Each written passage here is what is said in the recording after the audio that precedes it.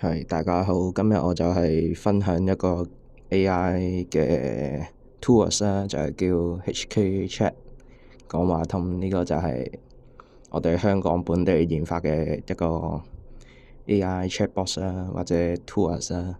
好，咁我就依家就試下佢有啲咩，呢個係 demonstration video 嚟嘅，就試下佢有啲咩功能啦。好。好，咁入到去就有呢啲啦，深度思考、巴士到站啦、翻譯啦、金融啦、法律啦。問得好，呢個係呢個係畀所有人去發問嘅一個地方嚟嘅。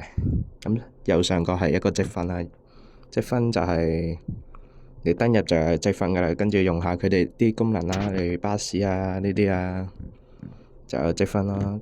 咁佢之前係有一個功能係話可以求簽嘅，求簽咧就係需要用呢啲積分嘅，但係依家咪過咗新年啦，過咗好耐啦，但係可能下年啦、新年咧都會上返呢個功能嘅，所以積分咧就可以喺嗰陣用啦，解簽嗰啲。好，咁我哋試下第一個功能啦，我哋試下巴士到站啦。咁我準備咗少少問題嘅，就係從青衣 Ivy 到青衣站要搭咩巴士好啦，最快啦。好，我哋好貼埋落去，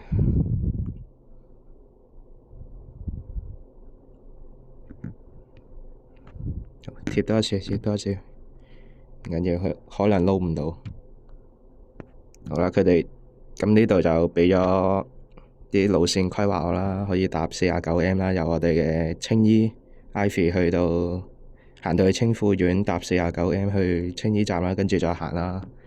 或者我哋可以搭小巴啦，搭249M啦，喺美景花園度行出去88A 啦，243M啦，跟住行啦，都有唔同嘅路線嘅，都我覺得都幾好嘅。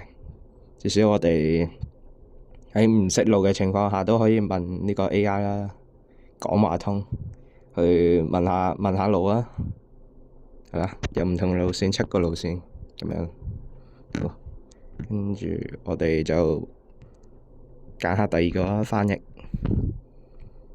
咁呢個咧就係一個政府嘅一個新聞稿嚟嘅，就係關於咧文憑試有兩個語言啦，烏爾都語同印地語可以達到公務員嘅入職要求啦，就係咁樣啦。一個新聞稿嚟嘅，我哋睇下佢翻譯成點啊？可唔可以翻譯啦？至少好。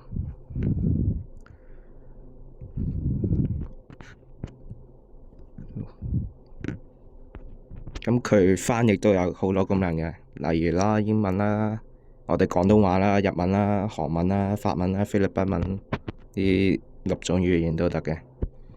嗱，我哋就貼落去啦。撳錯，我哋想做翻譯粵語，就係咁啦。嗱，佢好快好快咁樣直接出到㗎，真係好快。如果我哋有啲咩文章咧，都可以考慮放入去啦，去翻譯啦，其實都好快出到嘅。係啦，就係咁樣啦。好，咁介紹第三個功能就係金融啦。我哋又試下啦。好，我就準備咗一條啦。買美股定係港股好咧？港股定美股好咧？係咁樣。好，咁佢可能要耐少少時間去思考啦。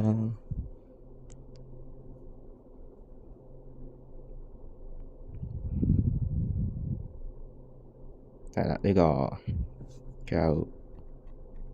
佢就唔可以直接咁樣出畀我哋嘅，但係咧佢可以分析下有咩表現啦，美股嗰啲、港股嗰啲都係。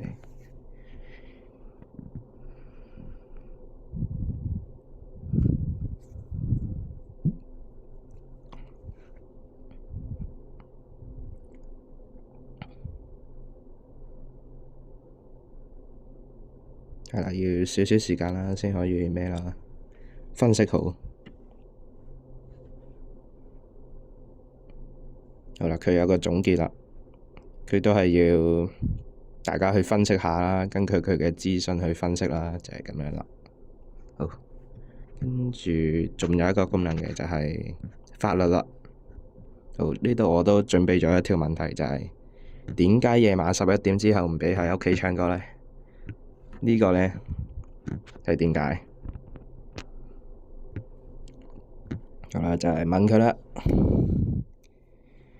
因為咧唱歌咧係牽涉到你嘈啊嘛，你嘈人哋會投訴你，你投訴你會犯法咯。但係犯咩法咧？我係唔知嘅。咁就問呢個 AI 啦，又話都係思考緊。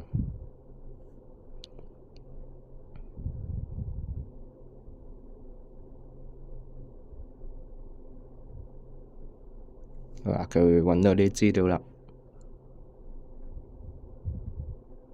就係違反咗噪音管制條例啦，第4條第1款呢一個啦，第5條第1A 款呢兩條罪啦，就係咁樣啦。佢就話畀我聽，最高可以罰錢添，第3級罰款。